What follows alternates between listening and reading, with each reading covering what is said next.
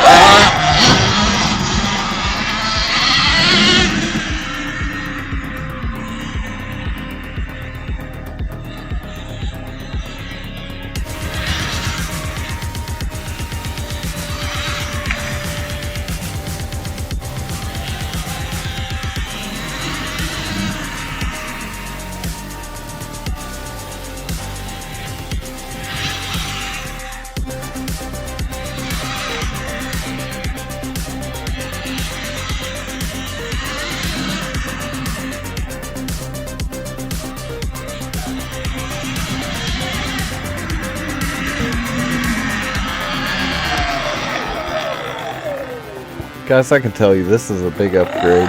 This is my first impressions. I've only rode this thing for about 10 minutes total. I haven't even adjusted the clickers yet. I may make another video that talks about what you need to do to shorten this fork up and make it work on the Ultra B. It's about 3.5 inches too long as it is. You can see that I've got the fork slid up in the clamps, and I added a 2¼ inch spacer, which has got this big fork limited down to this Ultra B's stock level of suspension, just under 10 inches. Y'all like, comment, and subscribe. We'll make that in-depth video. See ya.